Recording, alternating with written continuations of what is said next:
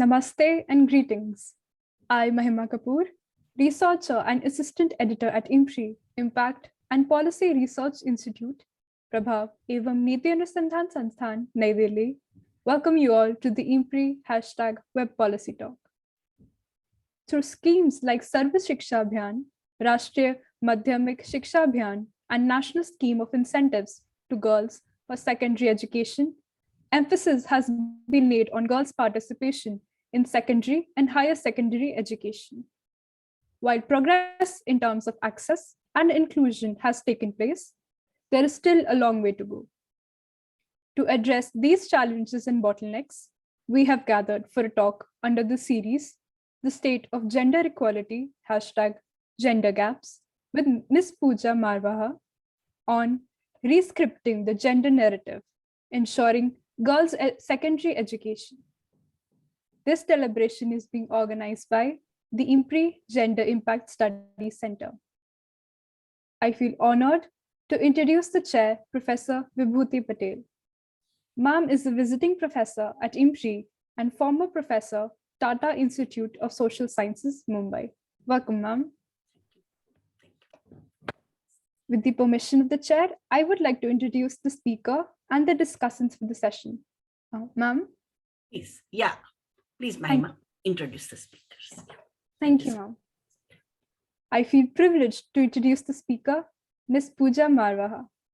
Ma'am is the Chief Executive, Child Rights in You. She believes that children are the very foundation of every nation's growth and development aspirations. It was this belief that fueled her passion for child rights and inspired her to become a full-fledged part of the social sector in 1994. Ma'am believes that children should be at the heart of all human development work.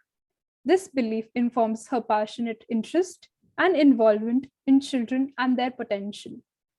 Over the course of her work, she has been involved in the nurturing of a large number of organizations and people, enabling them to connect at the level of individual belief to the vision of all rights for all children. For the past 27 years, Ma'am has helped build an organizational framework for CRI that best captures the essence of justice and equity. Her work is focused on creation of organizational character that attempts to foster a passion for children, a high degree of individual accountability to children, and a belief in every person's potential to bring change for children. She currently also serves on the board for VANI, Volunteer Action Network India, in an endeavor to strengthen public mobilization for social issues. Welcome, ma'am. We are fortunate to have Dr. Meena, Prakash, Kute, and Dr. Francis Vaidya as the discussants for the session. Dr. Meena is the principal of SSR College of Education, Silvassa, and ex-registrar, SNDT Women's University, Mumbai. Welcome, ma'am. Dr. Francis is the president of Inner Wheel Club of Bombay Filmcity and associate professor, Gandhi Shikshan, Bhavan's Srimati Surajba College of Education, Mumbai. Welcome, ma'am. Now, I invite Professor Patel to take the proceedings further, and we look forward to learning from our esteemed gathering. Thank you. Yeah. Thank you very much. First of all, I would like to express my heartfelt thanks to Dr. Arjun Kumar and Dr. Sima Mehta, and also Mahima and Anshula for making all the arrangements and facilitating today's webinar on very important day, historic day of a National Day of Girl Child, which we are commemorating by the lecture of Madam from CRI, and on the Rescripting the Gender Narrative, Ensuring Girls' Secondary Education. I also greet my co-panel discussants today, my colleagues at SNDT, Dr. Meena Kute, and Dr. Francis Vaidya from Gandhi Shikshan Bhavan's Surajba College of Education. And today is Utsav Murti in Maharashtra, we say, the main speaker, Madam Puja Marwaha. And we start with the understanding of COVID-19 and how it has caused the largest disruption of education in the history of India. The most governments around the world have found temporarily, they have closed the schools and other learning spaces in the recent months in an attempt to contain spread of the virus. At the peak of pandemic in April 2020, these nationwide closures impacted more than 1.5 billion students world over and over 90% of world students population from pre-primary to higher education in over 200 countries. Now, this unprecedented disruption to education has the potential to roll back sustained gains made by girls' education right from the 19th century social reform movement, when Savitribai Phule started the first school for girls in 1848 against tremendous societal resistance.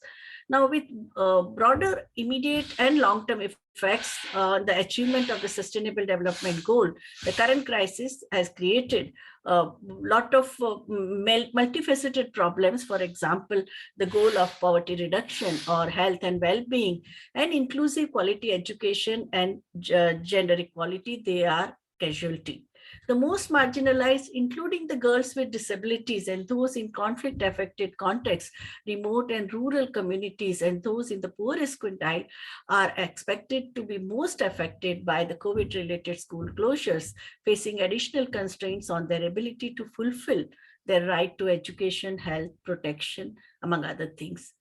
As some schools and educational institutions around the world have reopened and others are preparing to do so, governments and education sector officials, community leaders, teachers, and school staff should see this opportunity to build back equal through gender responsive measures that transform education system, prioritize resilience, and add the key bottlenecks and barriers to girls' education.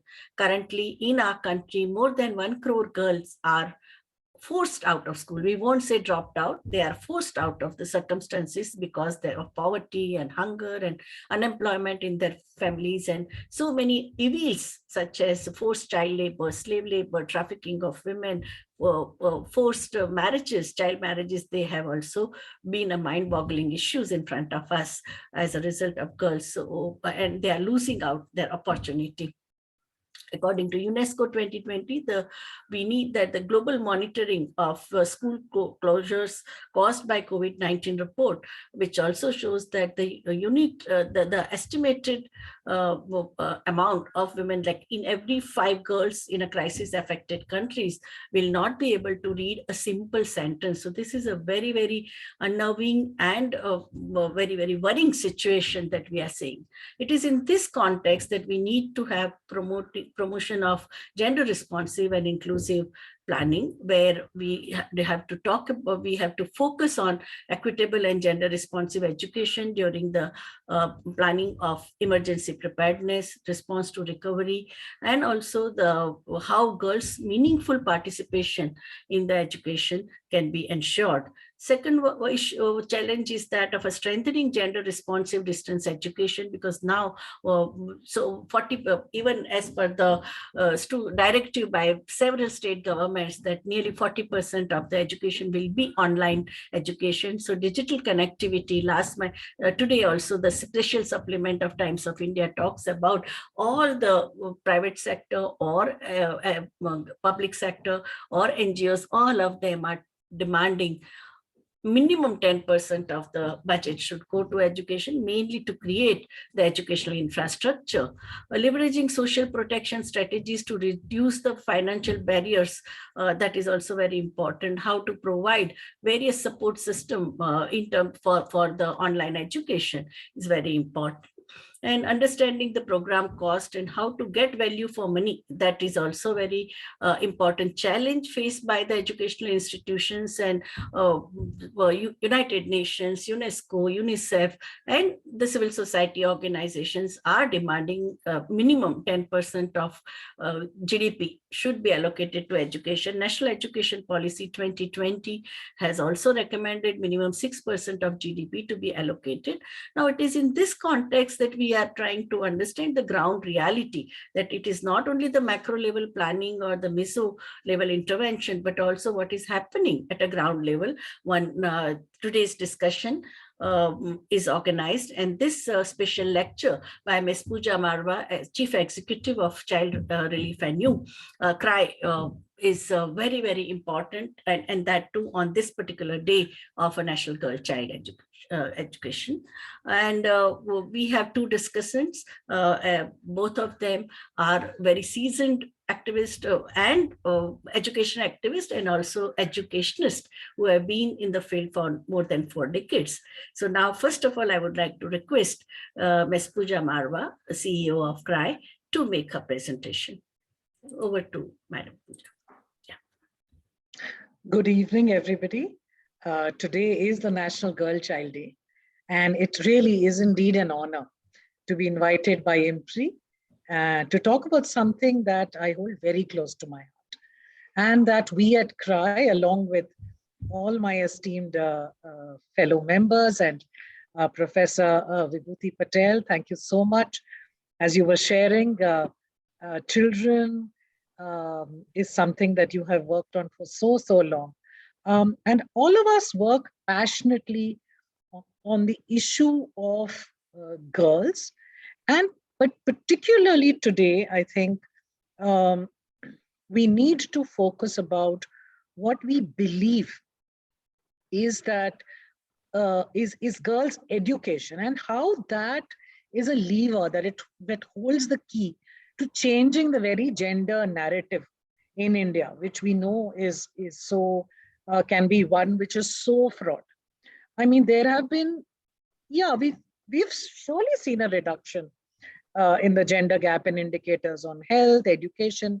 I remember when CRI started working, the gaps used to be far more.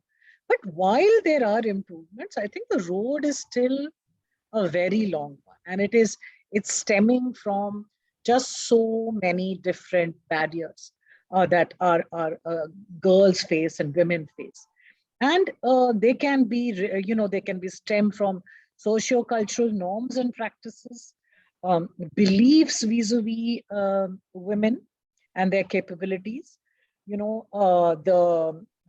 Especially, I think the really some of the worst practices are related to marriage and the whole shaping of the discourse on the reproductive role and childcare responsibilities to women vis-a-vis men and boys, and these expectations and attitudes towards girls within and outside their homes, in very case actually is what I believe fundamentally drives this differential access to basic services.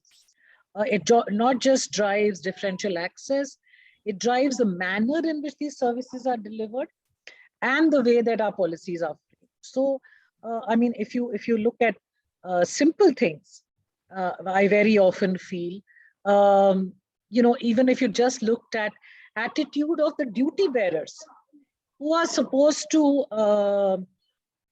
look after or are supposed to shape the attitudes of our young women.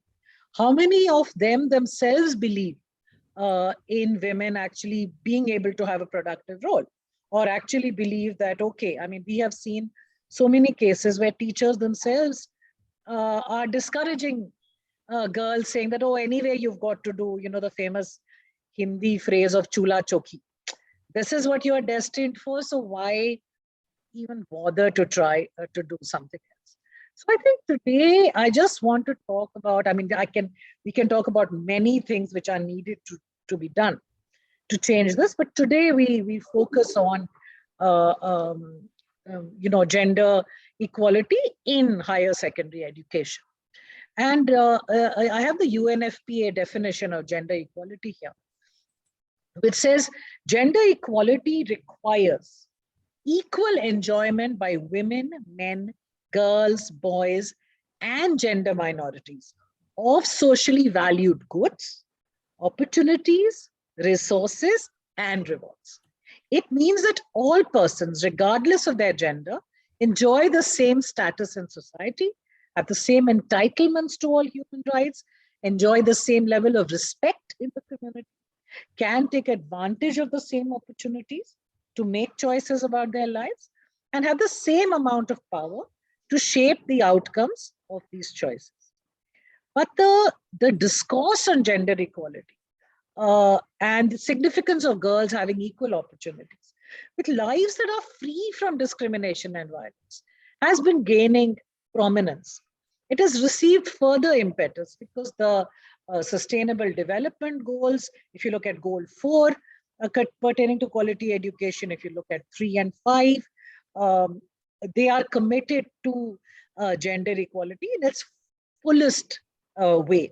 The government of India is committed to universal education till 18 years through the Right to Education Act 2009. And more importantly, we find that the National Education Policy 2022, along with the other conventions like the UNCRC, etc., very clearly identify and commit universal secondary education from 0 to 18 and the reason that they talk about it as being central to the achievement of other national and globally sustainable development goals, right? And seeing education and the completion of education as the most important entry point for human development, for poverty reduction, for health and well-being, for gender equity, and for economic development. We recently studied this in great detail, and some of the things that we realized is that the NEP itself commits and makes several provisions by providing strengthening measures for access, for safety within schools, expansion of special schools like the Kasturi Gandhi Balika Vidyalayas, and the Gender Inclusion Fund, to name just a few.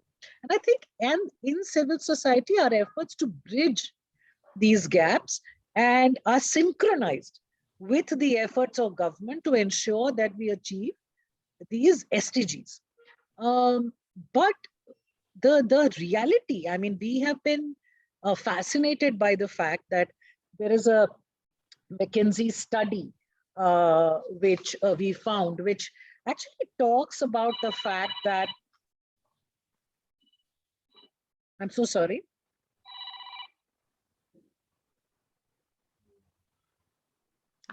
McKinsey study that talks about the fact that the potential to improve our GDP, if by 2025, if education opportunities are provided for girls, is $770 billion just in India itself.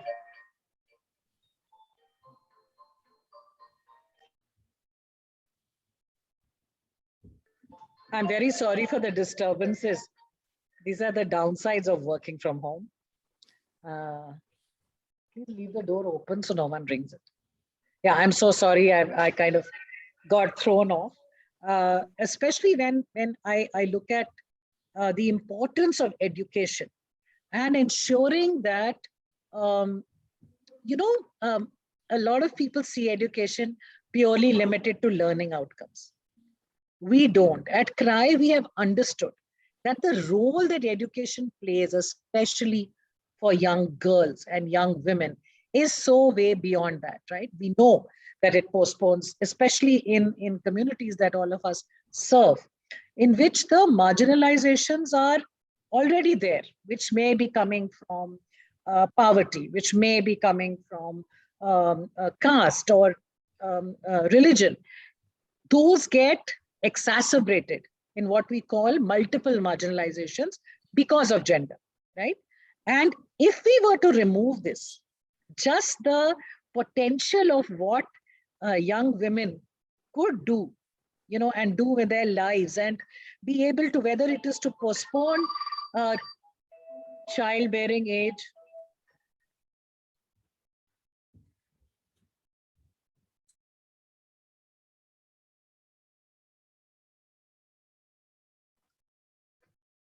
I'm so sorry. This has to be one of the most disturbed talks ever. Yeah, I'm so sorry. So, so what I realized is that the access and affordability of education becomes especially significant in the context of vulnerable groups. And therefore, what I was talking about as education being not just a place to provide learning outcomes, but a place where young girls can learn both in terms of creating their own agency, in terms of postponing marriage and early motherhood, postponing, having more control over fertility. All of these outcomes are frankly way beyond the proportion of what is really required in order to fulfill it. The investment that we require to put as a country is not as large as the outcomes that we can actually get from this. So there are so many policy provisions we've talked about. Whether it is our being a signatory to the CRC, whether it is the NAP, whether and above all is actually the Right to Education Act, these policy provisions need to be realized and strengthened because they need resourcing. If they are not resourced adequately, then having all these policy provisions is really of no good to us.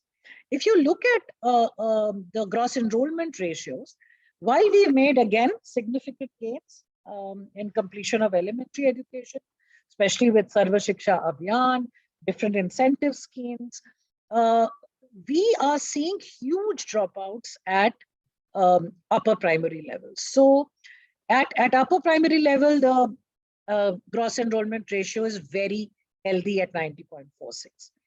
It drops at secondary level to 77.8.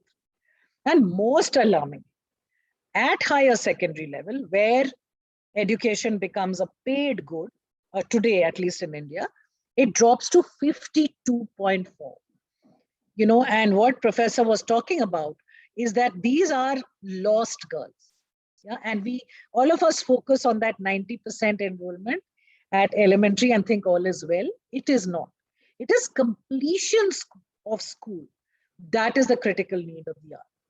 It's crucial because it enhances critical thinking, lays an adequate foundation on which other complex skills can be built. Right? If you look at schools, like I said, they are sites for protection, they are sites for socialization, for sports, for building self-confidence, for building leadership skills. Recently, across many states, curriculum, we have seen the emphasis on building life skills.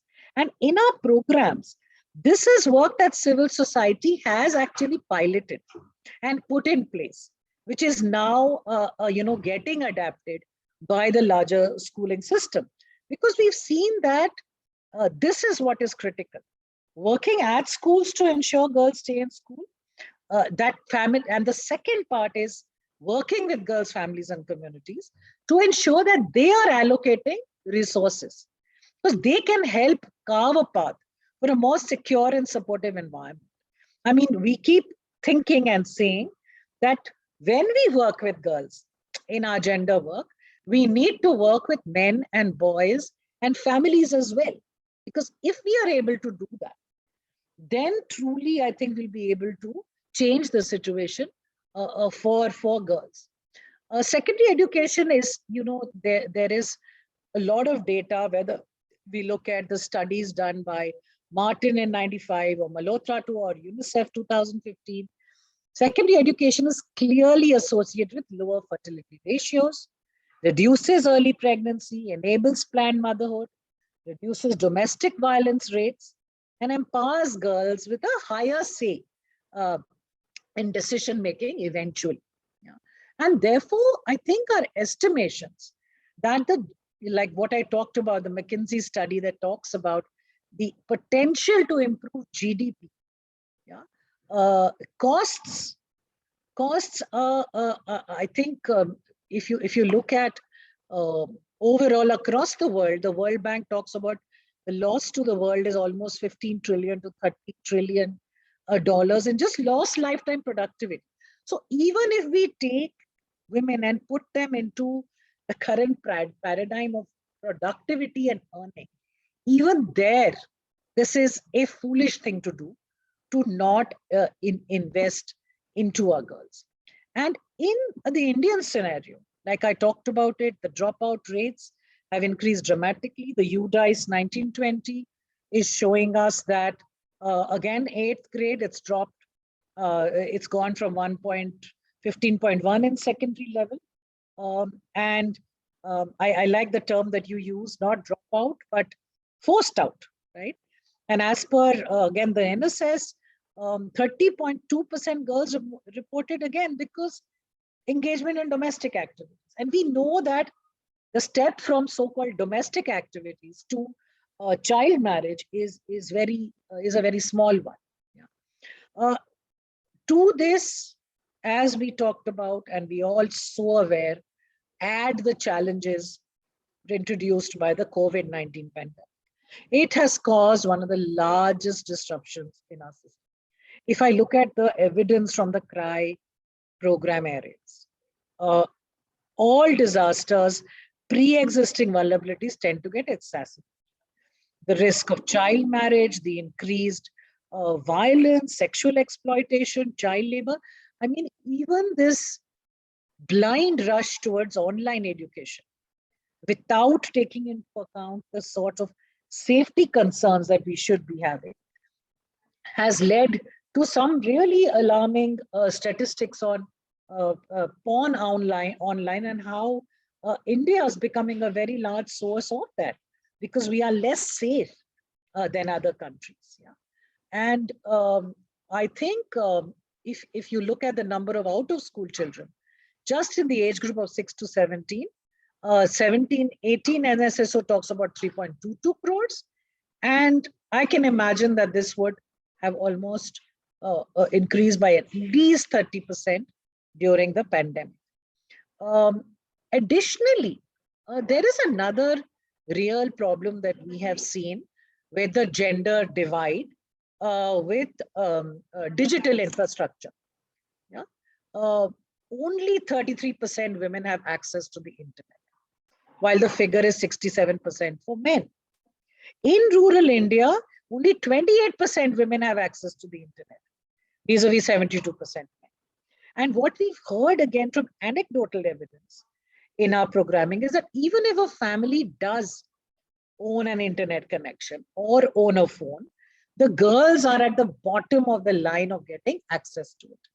I have had too many heartbreaking interactions where children have talked about the fact that they've had to get up at 4 in the morning because the only time they are being given the phone to access their classes is 4 to 5 in the morning.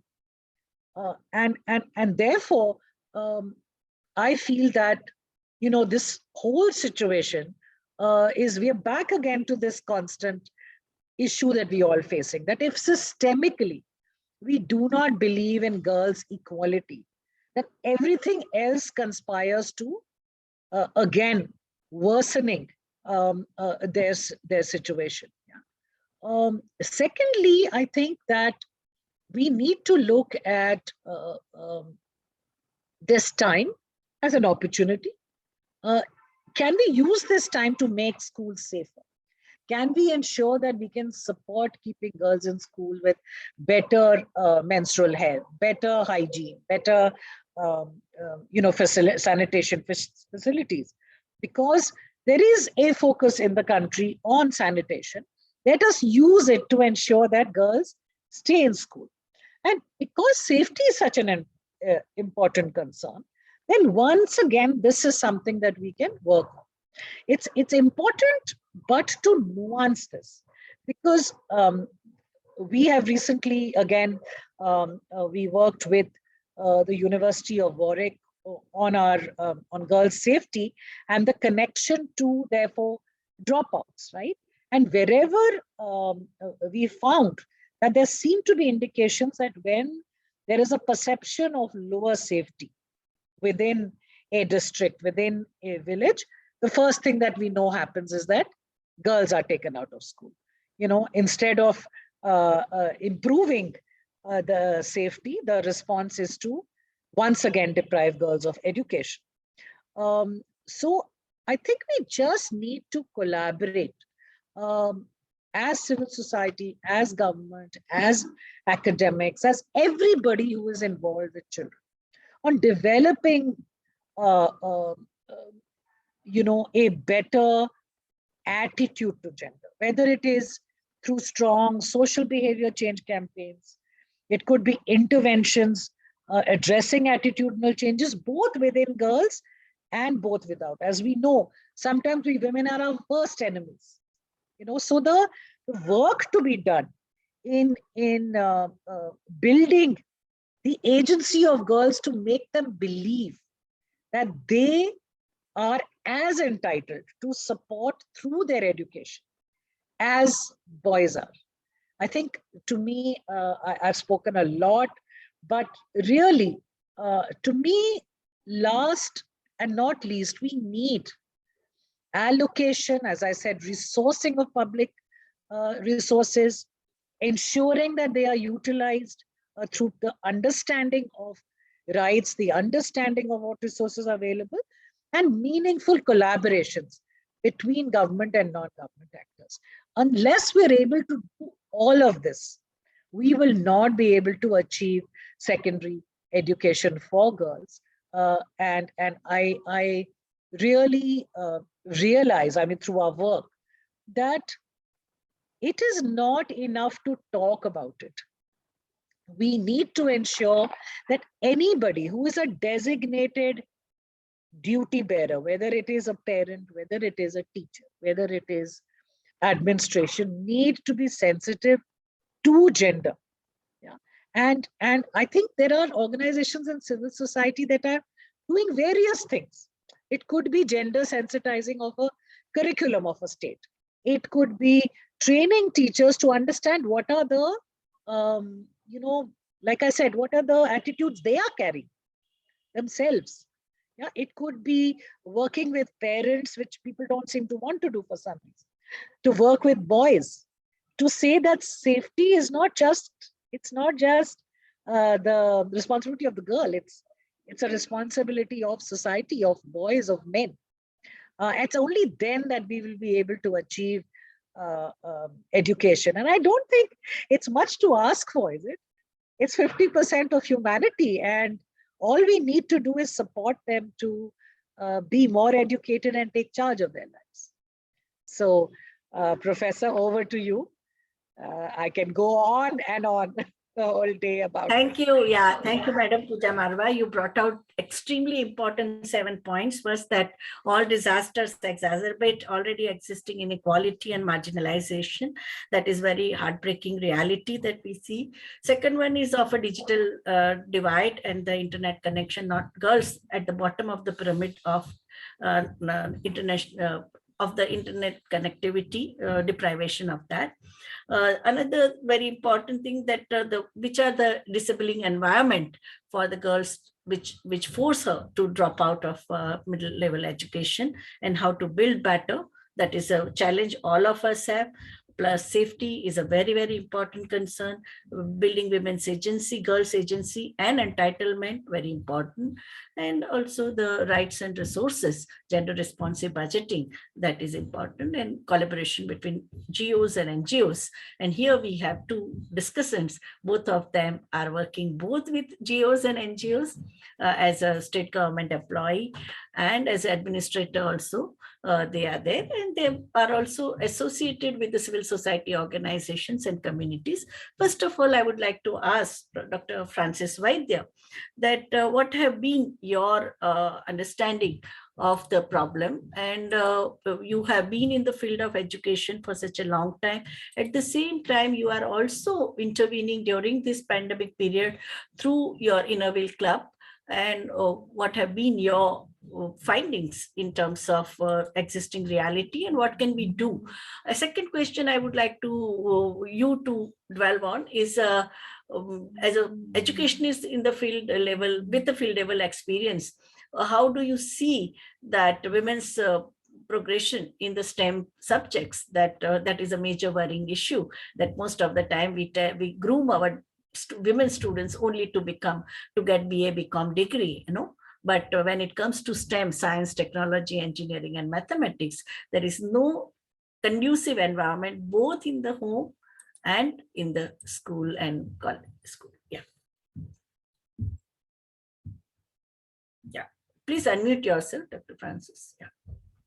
Thank you so much, Dr. Vibhuti Patel and IMPRI for having me here. To answer your question, can I just share my screen, ma'am? Yes. Okay. Would you like to do that? It's okay. Can I try? Yeah, please go ahead. I'll just try. Okay.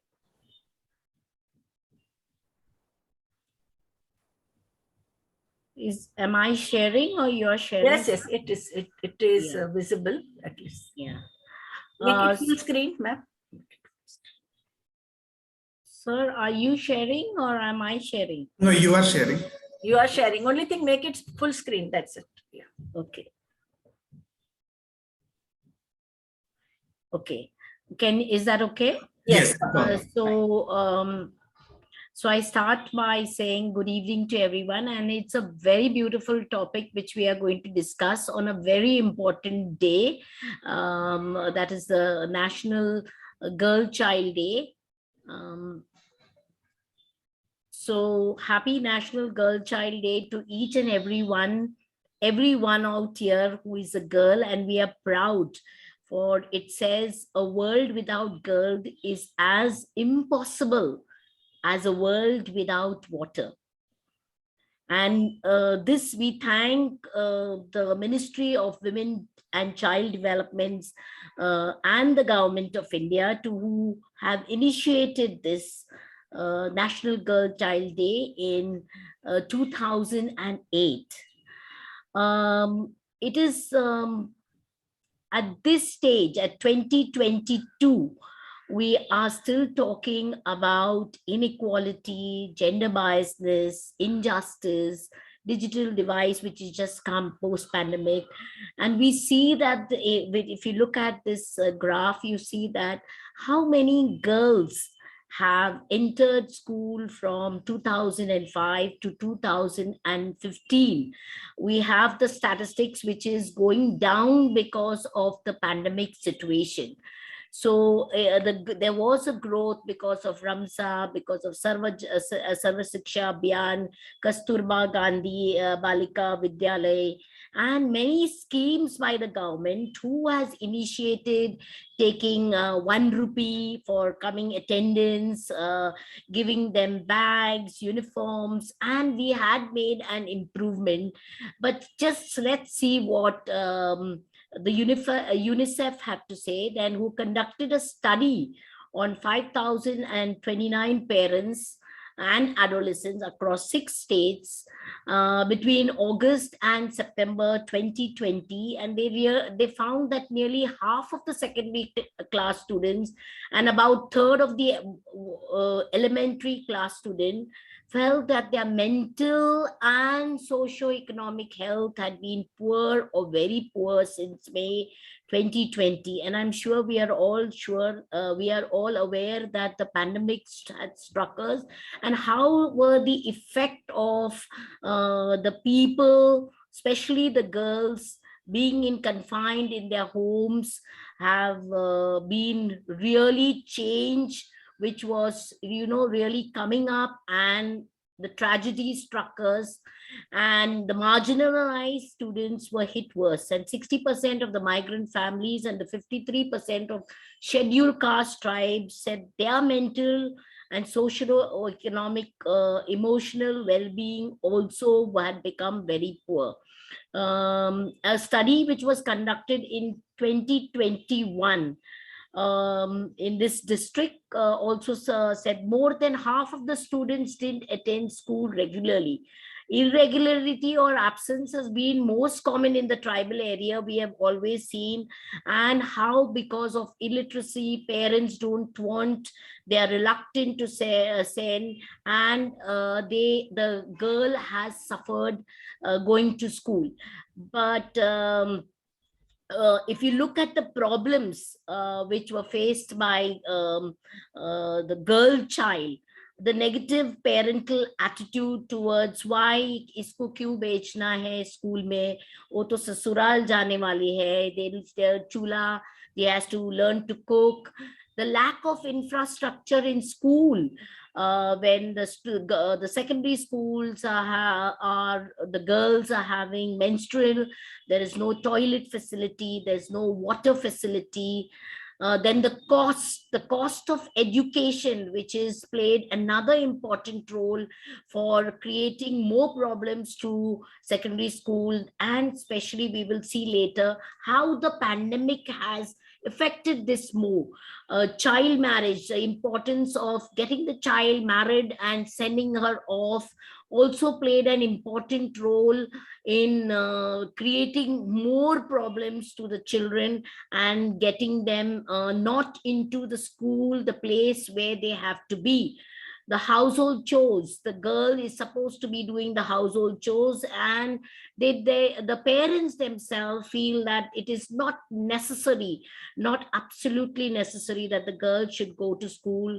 And this is what the girls have silently faced. The gender bias violence, the crisis, and the trafficking all goes into the problem of faced by the girls in the secondary education. If you put them out into structure, so you have the cultural, the social level, the house factor, and the economic factor, all, whether it is parental investment, they do not want to spend for the girls in school, the cost of the school, the expenses of admission, the household involvement, all these have led to the educational outcomes where the learning has been low, the achievement have been low, and low academic performance. Even if the girls went to school, the demand for them doing work at home, the demand for doing all the household chores and taking care of the male members of the house have lessened their ability to achieve. And therefore they decide that it's better to drop out of school, and there is a forced dropout, as ma'am rightly said. There's high drop-off rate in school. If you look at what Shri S. Shrikant, an NGO development, says that that he had encouraged, the children were encouraged to go to school by providing food. Even government has made a lot of incentive in the form of khichdi, in the form of medical facilities, in the form of educational books, raincoats. Everybody, even the NGOs, have tried their best to do provision of food, clothes, scholarship. But he feels that with the pandemic situation, the interest has dwindled. He said, yes, I quote, yes, it did not start with the pandemic, definitely not. But the point that the pandemic has made it much worse, he said, it is easier for students to now slip through those cracks in the system. It's really saddening to see that the students now are not into the schools. Many don't want to come back to school. They feel comfortable at home. Girls don't want, parents don't want to send them. And according to the data of the Education Ministry of the Parliament, 30 million do not possess the digital divide. So the education is not, even when we speak on one hand, education reaching to the doorstep of the individual, on the other hand, because of the pandemic, education is brought through the virtual media. It is not possible because of lack of digital divide. And Kashmir and Madhya Pradesh also said that 70% of the students did not possess, and if they had, it was, as ma'am Puja rightly said, it would be given to more to the boys. So let's see what is the pandemic situation of the girls and how they have worsened. So lack of communication and isolation. They are in their homes. Study revealed that many of the girls have become pregnant during, the young girls have become pregnant during the pandemic situation because of the male member, fathers, responsible, drunken fathers, boys, all day in the house. They are in one room. It has left. Secondly, also the girls themselves have taken up jobs because the parents have no jobs now. They have taken up jobs and they're earning some income, and they feel that why should we go back to school when we are earning some sort of income. So there is now a difference in barrier of study and knowledge. They do not want to go back to school, and this has increased the social differences. Gender discrimination has taken place because, as ma'am rightly said, when we are in the at homes, it is the girl, the female, who is being doing, especially the girl of the adolescent age. The secondary school students have to heed to what is happening at home, being responsible, taking up the responsibility of getting some money. And definitely this has created a digital divide. If you see the when there is a school, when there are classes, if first of all, many of the people do not have smartphones, and it is necessary for a way forward for government to take efforts to reduce, as we will see later. But the bottom line is that the girls, even if they want to study, they do not get the opportunity of having the smartphone in their hand. So we will see, if we have to see the way to progress as teacher educators, as members of the society, as NGOs, what is our way forward to help these girls to come back to the secondary school, or to even make them aware of secondary school secondary education. So the basis is of laying a strong foundation at the primary level. The early childhood development plays a vital, integral role, important role, where the girls are trained slowly but surely, trained into some technical, different skill, behavioral skill, cognitive skill, where they are trained and they are thus created interest in going into secondary education, and then probably the higher education. Focus on, as ma'am rightly said, Nai Talim. The NEP 2020 talks of experiential learning. Being a board of study member, the chairperson, Dr. Sunita Magre, has sought to it that 2 lessons are compulsory for every B.Ed college teacher trainees to put into experiential learning. And I tell you, when I observe the lessons of putting the students into experiential learning, the learning outcome is fantastic. The retention is good, the interest is developed, and they are trained for some job skill aid. Like, for example, we did a lesson on environment, the student did, and with plastic, she taught them plant holders, and they were so enthusiastic. They tried to use their creativity and try to make more things out of it, put it into their schools, and got some self confidence, self esteem developed in them. So this creates them for earn while you learn, learn while you earn, which is very important in today's situation. So even though the girls, if we are not academically inclined, yes, we need to we need to tap their resources, which is they are capable of, they are able to do, and help them to become an asset rather than a liability to society. So if we address the digital device, we had spoken about increasing affordability.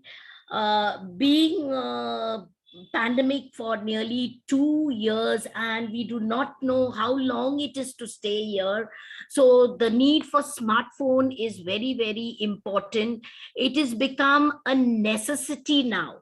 And since it is a necessity, it has to be made affordable. The government of India should see that in which way they can tackle this problem, and they help the people to get more and more students, especially the girls, to afford this. They can help them, they can help in the lower income group to get smartphones. Empowering users, getting the smartphone isn't sufficient, but we need to empower the girls, to train the girls how to use different websites, how to create digital stories, how to create their own videos, how to use different software where they can get access to education. If it is not online, it can be offline. When we can solve this problem, if they are not getting, they can use, teachers can give them videos, PowerPoint presentation, which they can use it offline if they do not get it, to use it during the teaching learning process. Another thing which, if we address the digital divide solution, is many of the teaching learning activities or the videos or is basically just taken from websites, and it is find it not relevant. Any teaching learning process, any teaching learning becomes interesting when it is related to life, and therefore relevancy of the content in the digital world, in the content of software, has to be really improved. Internet infrastructure development, we come to see that during the course, the infrastructure, the development, the internet slashes down. So we need to put the schools need to put a good affordable in broadband band, so that the children get what they want. And definitely this addresses the gender gap between when all of them have access to smartphone, whether it is male or female, girl or boy, they will be able to access, and this bridges the gap between gender biasness. Now with regard to ma'am, you have spoken about STEM. The one more is increased. It is STEAM, it was STEM, where it was focusing on science, technology, engineering, and maths. And then they put into STEAM, where all are necessary. Everything is necessary for the teaching learning process. As Gandhiji rightly said, holistic development is important. The 3H is important. Whether earlier subjects were taught in watertight compartments, now knowledge is one whole. So whether it is science, technology, engineering, art, maths, everything should be used with more than one modality. Integration, correlation should be taken, and therefore the gap, the gender, even the girls should be emphasized, that they are not only meant for art, they can still take in the science, technology, they are good at maths. This has to be fostered right from the childhood, which it develops critical thinking, analytical thinking, and imagination. So how do we as teachers or we as educators get the student into STEM?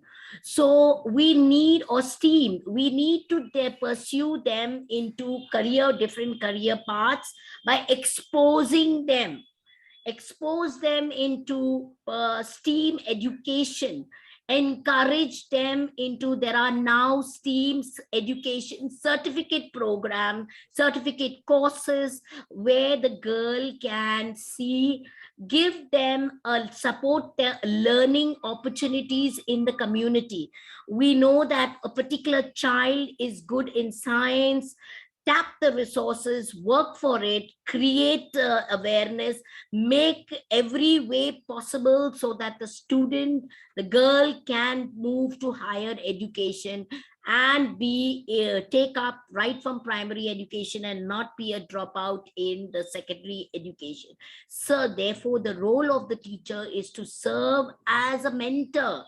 We are now the paradigm shift from teacher-centered education to child-centered education, and teacher is only a mentor, a facilitator, a provider of knowledge.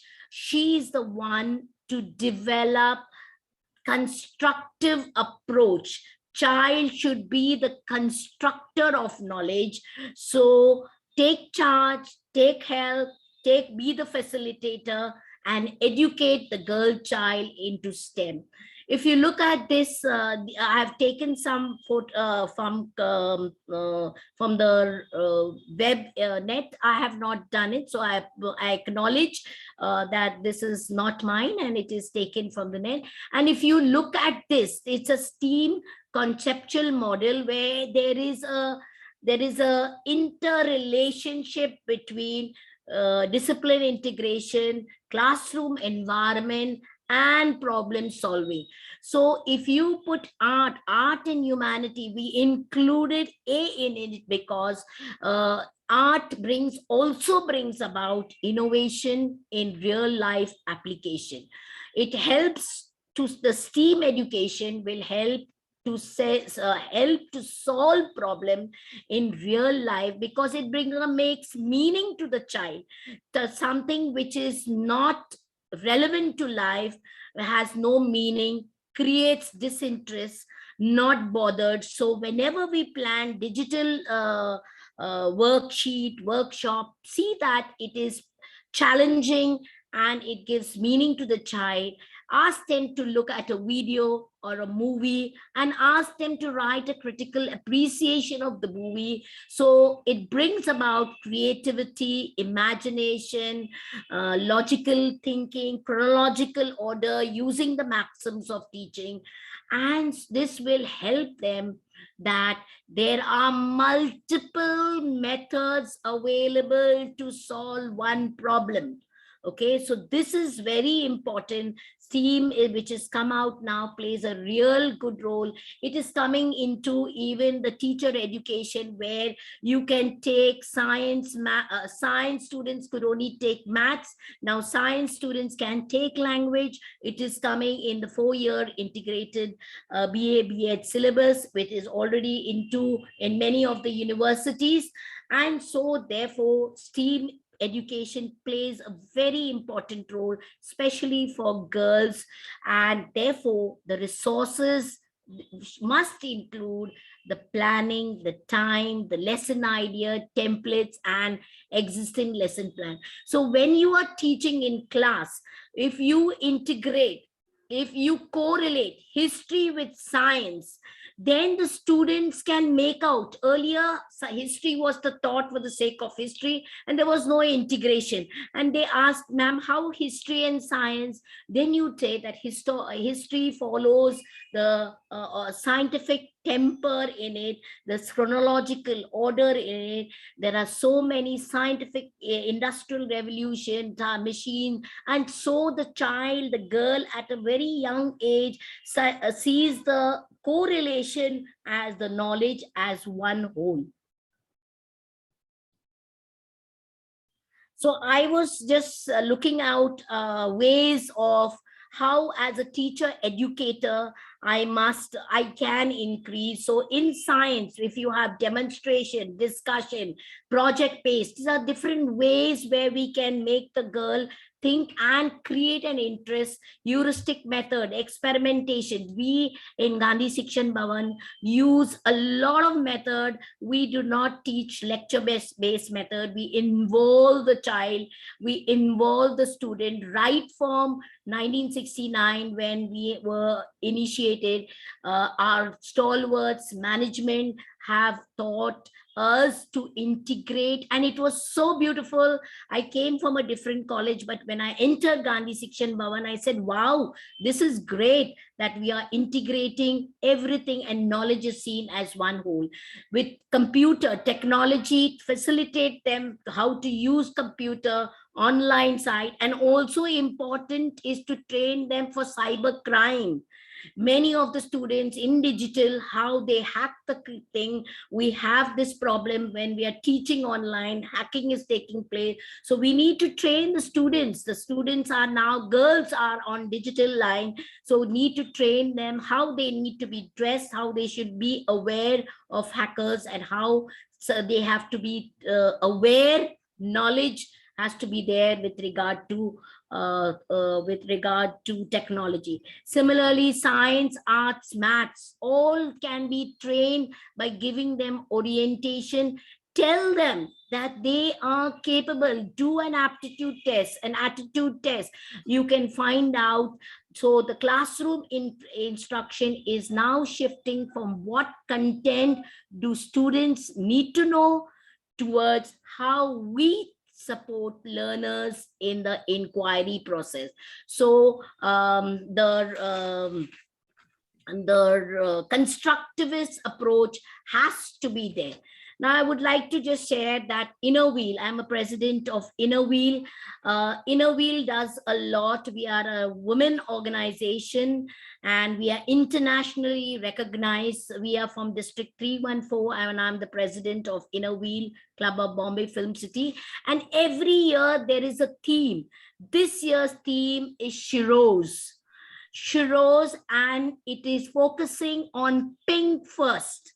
The purpose of focusing on Pink First is to bring about awareness about the women's problem, how to help them in all areas, whether it is health and hygiene, whether it is education, life skill, training.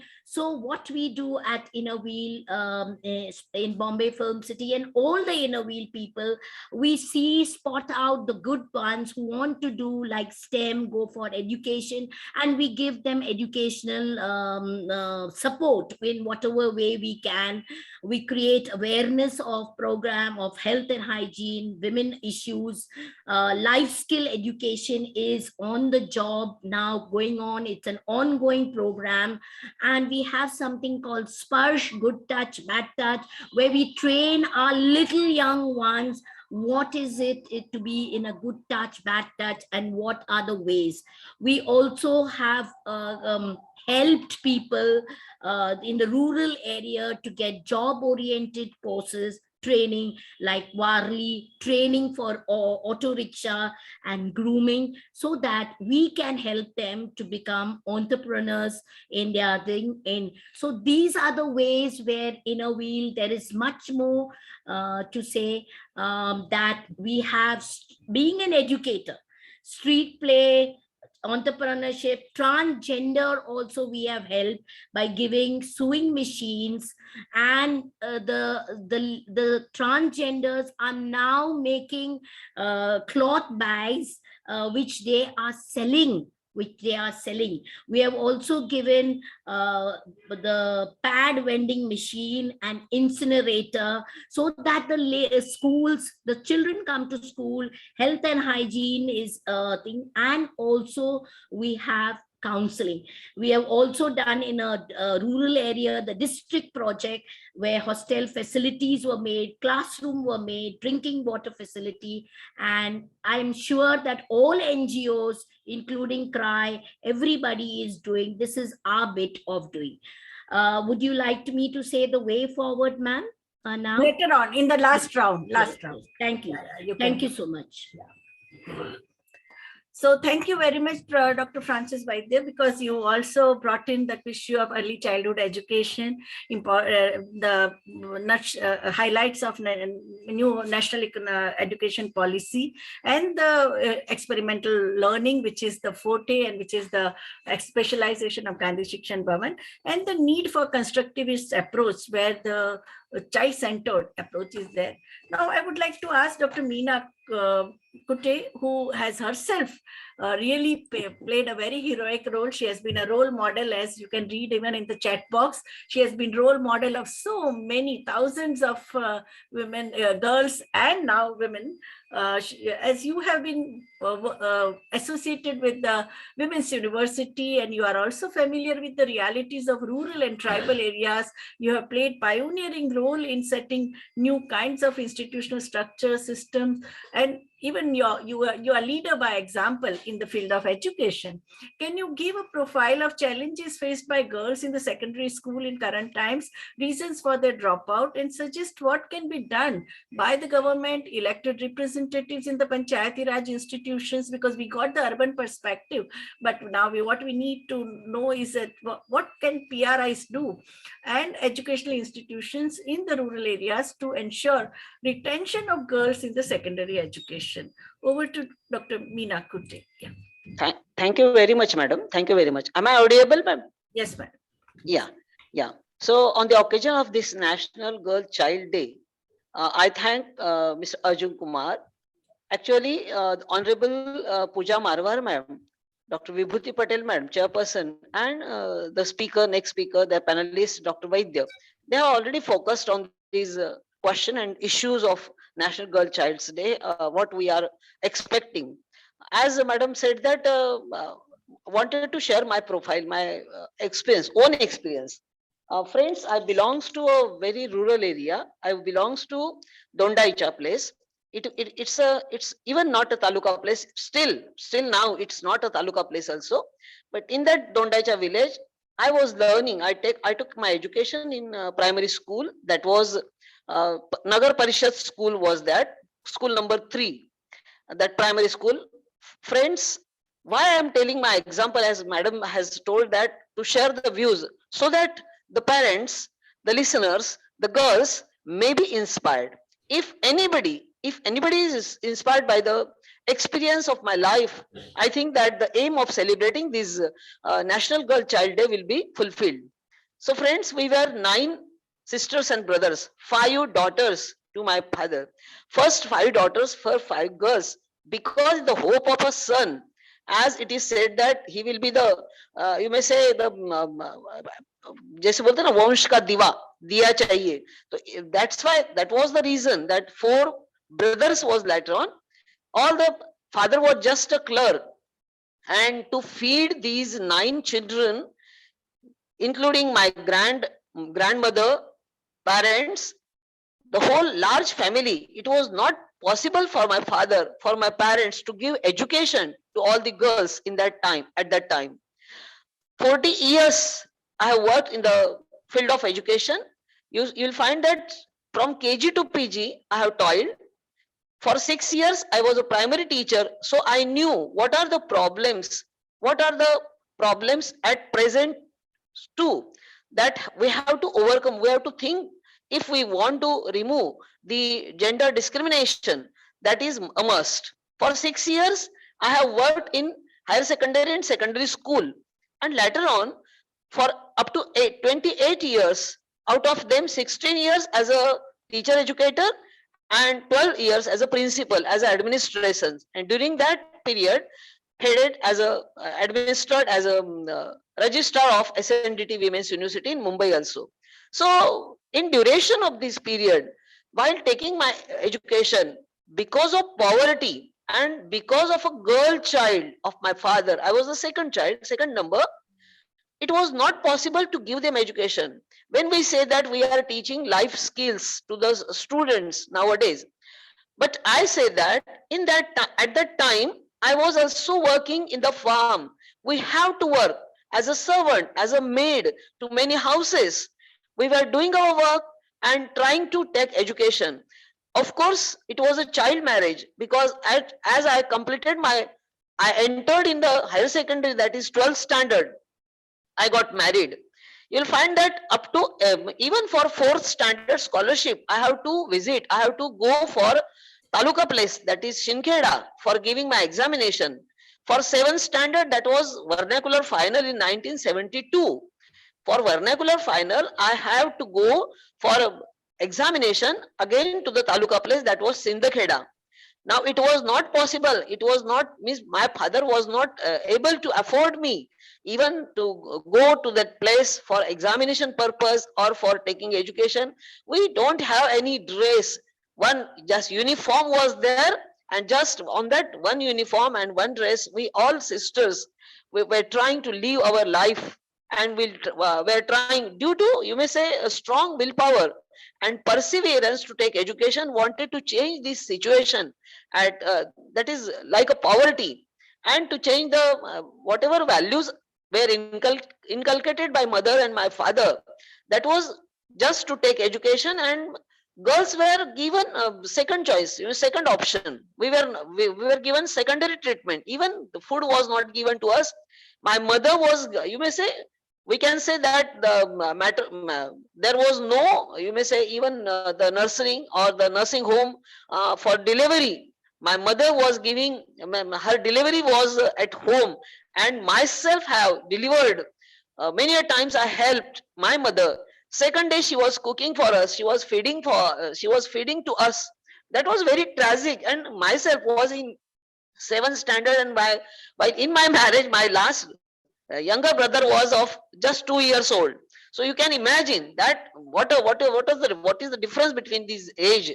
So all these 9 children to feed, to means to take care of these 9 children, to give them education, always thought that my sons, that is children, that is boys, should be given treatment, well treatment, good treatment. That was the thought given occurring every time in my parents' mind.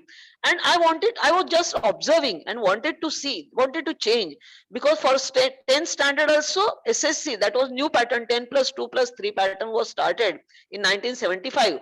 I was the first one. I was the first, we may say, first batch student of that new pattern, which was introduced by Dr. Kothari. And for 10th and 12th standard also, we have to go to Nandurbar. That was at Taluka, another Taluka place of Dhule district, and we went there. In the 12th standard, I got married. Again, just parents wanted to, you may say, decrease the load of the family members, and that's why they just done the marriage. And the family was also not well learned.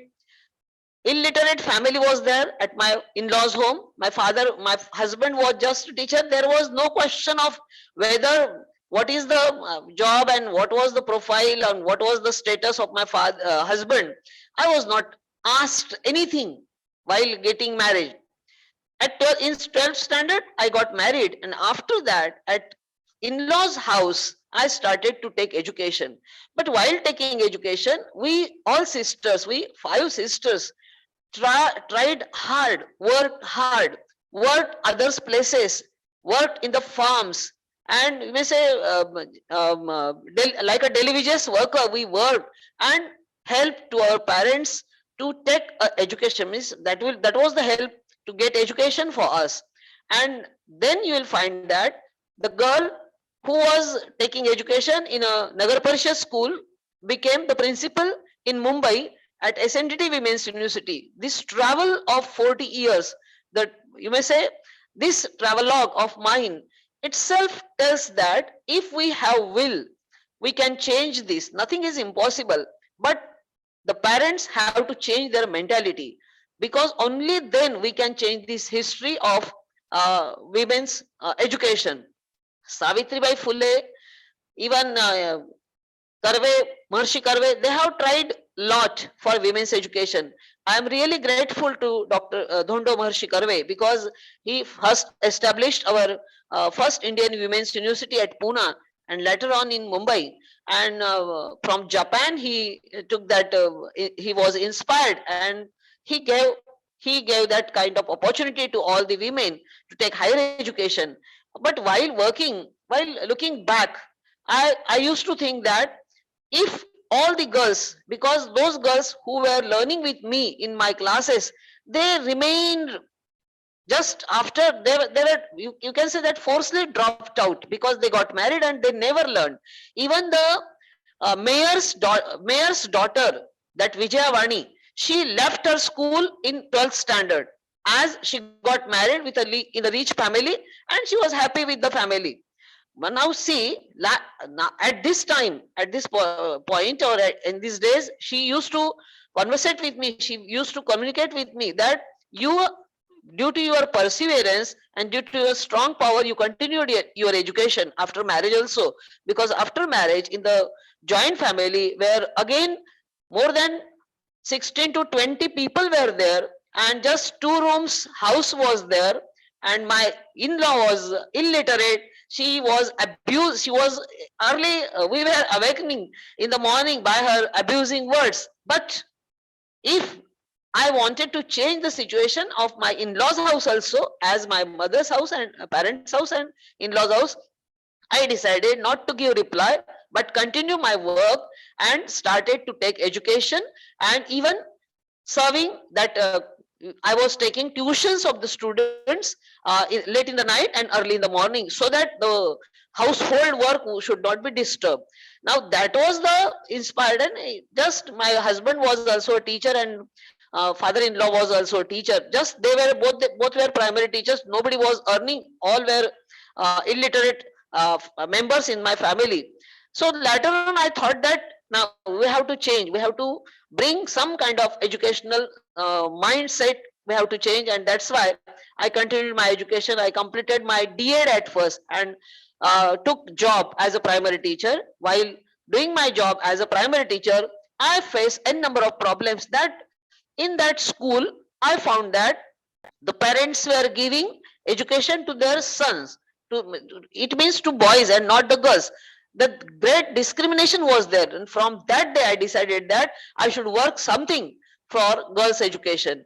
And anyhow, I started to give to create awareness about girls' education from that day. Beti bachao, beti padhao. This is the motto. But and even in our university, SNDT Women's University's motto is Sanskrita Sri Parashakti. It is said that an enlightened woman is a source of infinite strength. It means that no, every woman must be learned. Every girl must be learned. She must take education. And many philosophers, many educationists like Swami Vivekananda, Mahatma Gandhi, or even Mahatma Phule and Rabindranath Tagore, all people have said that unless no, even Dr. Babasaheb Ambedkar used to say that no nation can progress without the progress of without the education of women. So we have to give focus on women's education. Ma pehla guru hoti hai. If she is learned, then the hands that rocks the cradle rules the world. It is said, and that's why I am strongly of the opinion that every woman, every girl must be educated. Madam, in the January, I found one survey in the month of January, in the first week of January. One of the members from, he is actually Alcoholic Anonymous institution is there. One NGO type institution is there. And one of the member is taking survey. So he is belonging to Khilari family, that is Dhangar family. They cattling the sheep and goats and all the animals. Now, when he is living in that area, Dhangarwada, that is said, in that Dhangarwada, he made survey. Out of 100 families, he gave me the list of the people and the list of the family members. And there I found that 60 families have lost their husbands, that is their chief family members, who was the source of earning. It is called that main family member, they have lost. The 60 women are widow, and they are not belonging to rich family or even middle class family. They are very poor. Now the question is that what will happen to their children? What will happen to the girls? Who will give them education? Again, they will be driven to the work, or they will be forced to work for the family. The boys are the mothers and the family members, especially their opinions were taken, and they said that क्या करना है अभी, बच्चों को पढ़ाएगा, यही हमारा हेतु है. क्यों? Now why they have lost their family? Because of their bad habits or addiction, drugs addiction, or you may say drinking habits of that family. And mostly I myself is the, you may say, example of that. When I was 37, my children, both these sons, I had both these sons, and they have lost their father. I lost my husband because of that bad habit. I am the, you may say, instinct of that bad habits or that effect, and I have to again take that responsibility of my own family also and in-laws family also. And that's why I had that aim that from primary teacher I continued my education. I completed my BA, B.Ed, MA, M.Ed, MPhil, PhD, SET, while doing the responsibilities of my family members, my in-laws, my sister-in-laws, and her three daughters. Now all are educated. I focus, though I didn't have a girl child, but still the brothers, girls, then my sister-in-laws, daughters, all are now educated. But that has taken a long time, long experience, long sacrifice I have to do. I have to, you may say that, burn like a candle, and that burning like a candle, then I was able to spread light in my house. I was able to give, show some light to my illiterate family, and that is possible. When this survey was done, madam, I really thought that, I really wondered that even 20%, those family members who are alive, they are unemployed. They are not poor. Only 10%, they are just living their lives, not taking comfortable, not having any facilities. So if such, in this 21st century also, if the family is facing such problems, then what is the, all the suggestions, all the challenges, all the reasons why the girls are just now also, early marriages are taken place, and secondary treatment is given to the girls, to the daughters, household work is done, cooking, feeding, caring of brothers and sisters, washing, cleaning are still handed over to the girl only. She is not given any opportunity to, in this pandemic also, the smartphones are not having, this girl child has not given that kind of facility to complete their education. And in the villages, basically I would like to suggest that, where I'm belonging to my native place, that is Dhulia, and now Nandurbar has been made another separate district. But in Nandurbar district, Adivasi people are living. Adivasi people are living, and in that Adivasi area, you will find that padas are there, wadis are there, mountaineering, hilly areas are there, where no transportation facilities are there, no safety of the girls education is there. Even the family members of the family, that uncle, maternal uncle, younger brothers, nephews, niece, they are exploiting the girls while traveling, walking to the school on foot. They are really facing a number of challenges till a day. Though we have progressed a lot, we are trying to eradicate all these problems, but still there are some areas where education has not been reached. Girls' education has not been reached. Though there are a number of scholarships, but they are not aware of those scholarships. Though there are a number of schemes, but these people are not aware of Money their is schemes. unutilized in Nandurbar district, TSP, Exactly. TSP area, massive Yeah. funds are given, but Given. utilization, people are not Exactly. sending proposals. No, yeah. Exactly. No proposal, because they are not aware. Still there are, means we have to work to create awareness about these facilities. Even Savitribai Dattak Phule Yojana, they don't are aware. The Savitribai Phule's scholarship, they are not aware.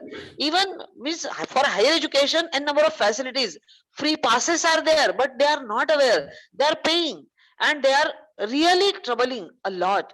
Means that's why if we want to remove these problems, if we really wanted to increase the girls enrollment ratio, we have to work in villages, we have to reach in villages, we have to create an awareness. I think that of our NSS unit, NCC cadets, they should go, their camps should be organized in the village areas, in the mountainary areas, and whether they will, when the girls will see the advanced state of the girls, if they are progressing, why not we? If they are getting this kind of facilities, opportunities, why not we? They can think over it. Actually, there is much talent, much potential. They are very skilled, but they didn't get opportunity. If the opportunity gets, their parents, their patriarch, we know that in again in Maharashtra or in India, patriarchal system is there. Still the women, even the younger brother is forcing the elder sister not to go outside after the 7 o'clock. That is also the tendency, that is the mindset, even in the city area. So this has to be changed. And then only we can say that we can create such kind of awareness amongst all the people. We have to remove the poverty.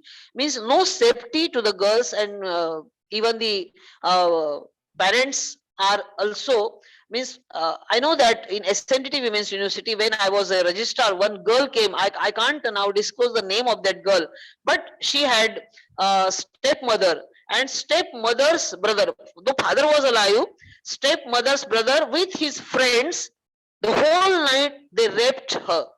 And early in the morning, very, very sadly, she came at 6 o'clock. I was staying in the hostel. I said that, why you come so early?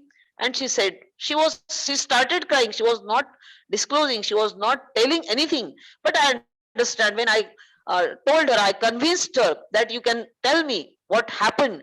But the girl is not ready to complain, because later on, where she will live?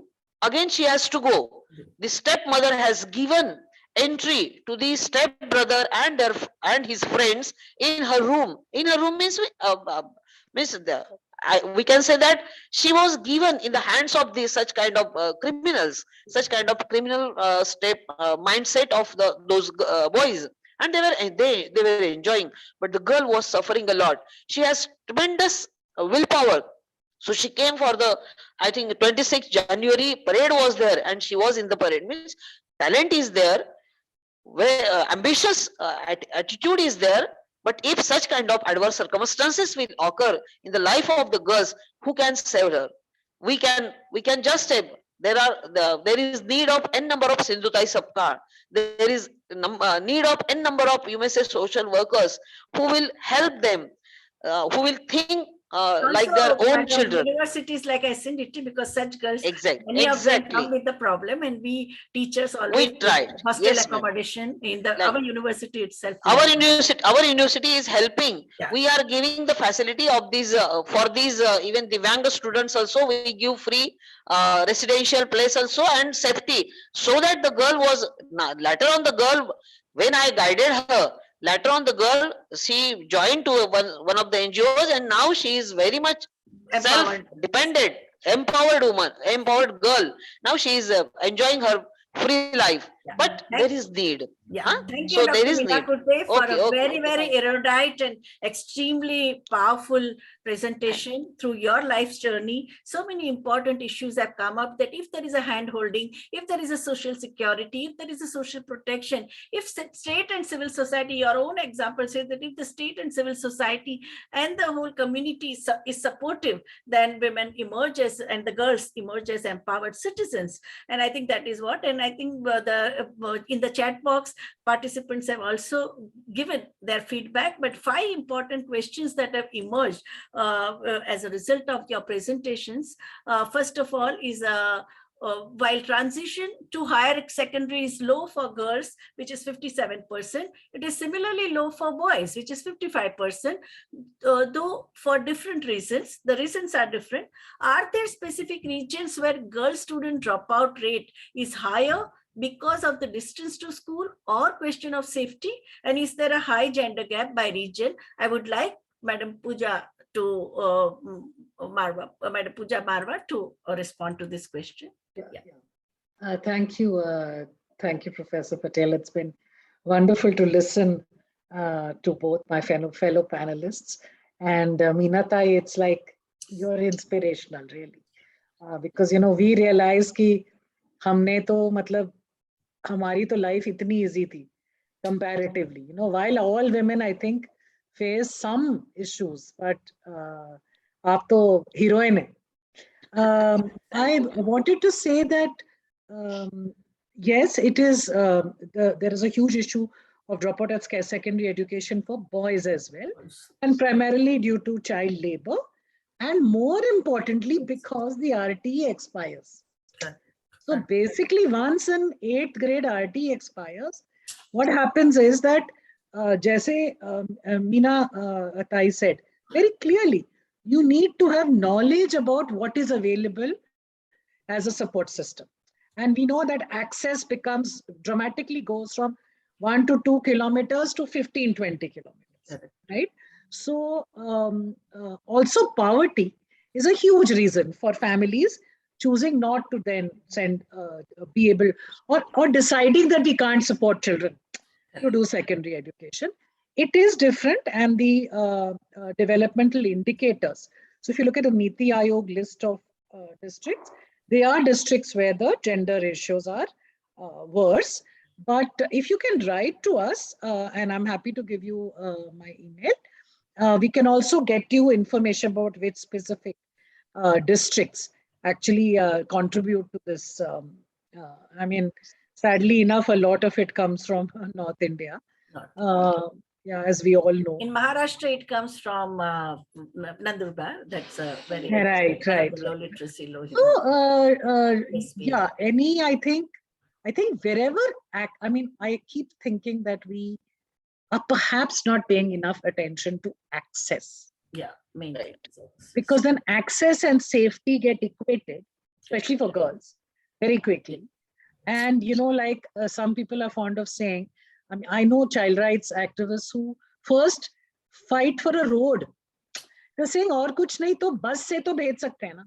सही बात है. अगर बस होगा तो, you know, so it is so many layers of work that has to be done. Yeah, and I think, yeah, that these differential accesses are driven sometimes by the poverty of a district and sometimes by geography. Yeah, you know, like areas like Nandurbar, tribal areas, northeast access to education is terrible. So most parents are very innocently sending the girls away.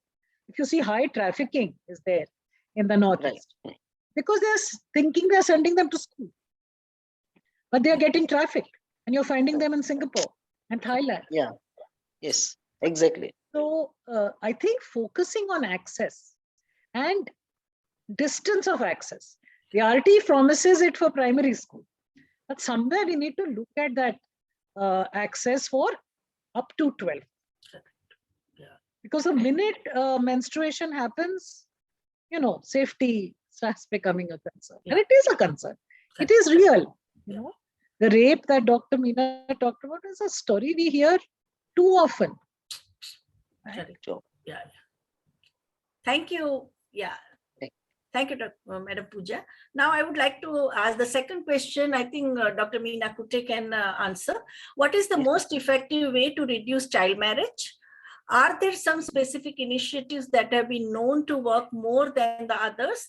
And also, what about the Earn and Learn scheme? Any thoughts on enabling girls to study more, but also join paid work? What is the end goal of more education for girls that you see? So, can you answer these three questions? Yes. It's very true, madam. Now, I think we have taken decision, our central government has taken decision. They have increased the age of a girl child, that is 21 years, from 18 to 21.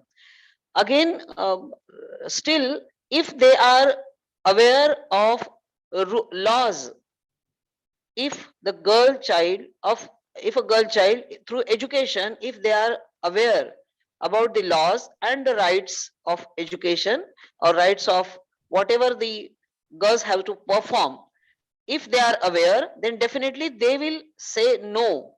They will say no to the child marriage. So awareness is must. And you'll find that various kinds of skill-based as they have already potentials. For example, n number of work skill they are working at home. So they are doing various kinds of housework and they are helping. Now their skill, even for Rangoli, from Rangoli to painting and Warli painting, and even they were sewing their razai, that is Godadi, they used to say. The girls are very much expert in sewing that razai, and it was export and import was done by the Bachat Gat women, where they were saving that kind of money. They are earning the money. Yeah, help one and save the money. So help one, save one. That was the you may say principle which was implemented, and the girls started earning money. Even in the vacation period. Now during this pandemic it was not possible, but during the vacation period the girl used to prepare papads and all those you may say eatables. Even the pickles and those things they are preparing, they are doing that job.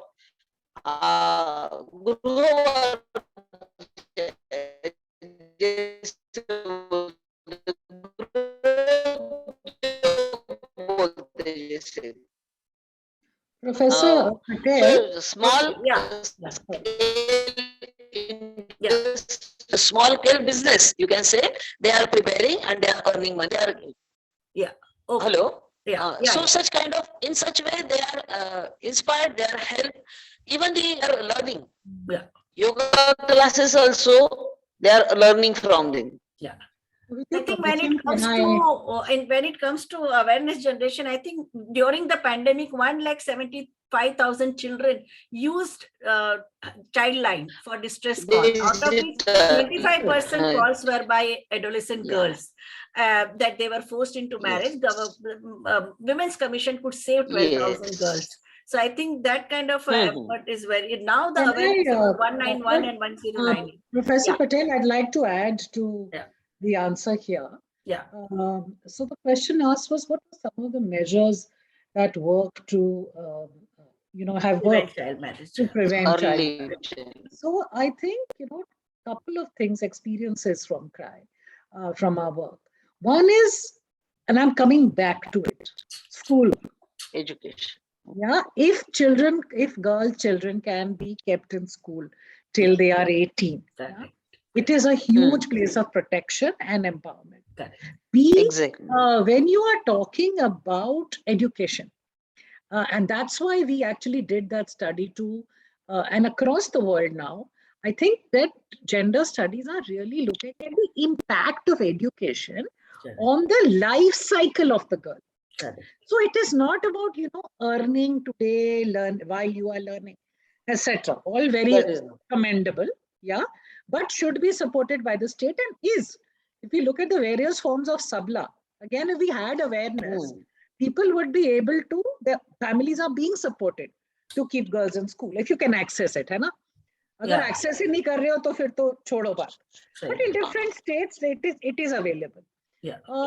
But the real purpose of education is to enable her to have agency, to be able to say no tomorrow, to rape, to be able to say no to early marriage. To say no. And to be able to know that she's not being cheated by everybody, like a local baniya, the local whatever. And we are seeing the impact of girls. If a girl is educated, and you only said it, that imagine an educated woman in a family. She's ensuring that children are delayed. She's ensuring better nutrition. Look at the economic impact that an educated girl has.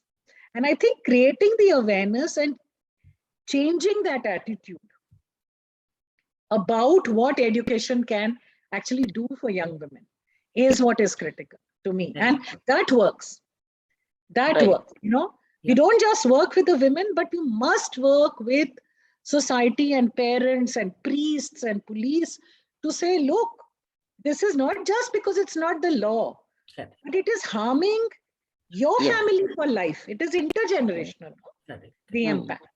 So I Yeah. think that Yes. importance is got to be Uh, said. that will be the excellent solution, madam. If up to 18 years the girl will be kept in the to take education, to take in that situation, definitely she will be safe and she will definitely learn. She will Yeah. definitely become and she will get exposure to have her potential, Yeah. And we all showcase her work, potential. we all Definitely, work with that will be good. we all work with men and women. And I'm Right. always struck by the remarkable approach to problem solving that women bring. Yes. Because they have so many multi-dimensional things they are always thinking about. Correct. ये करेंगे तो इस पे भी impact होगा, इस पे भी impact. Right. It is amazing actually Correct. what women bring to the table. Yeah. But we're constantly shaming them, saying, oh, women are emotional. Correct. No, you know, they are always, they're very seized of the impact of every decision. So, Yeah. I mean, imagine if we had 50% more educated women in this country. What Exactly. a country. Yeah. Yeah.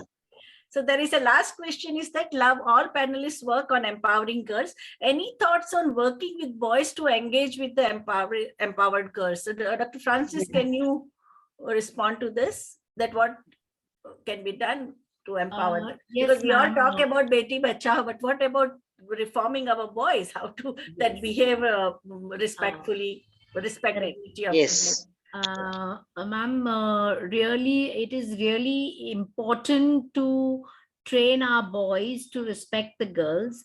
And this starts in the family. The mothers play an important role in breaking down stereotypes. Like in my family, we had to do the boys' job, and the boys had to even mold the atta. So there was no, my father saw, my parents, my mother saw that both the girl and the boy did role. So we never knew that this was boy's task, this was girl's task.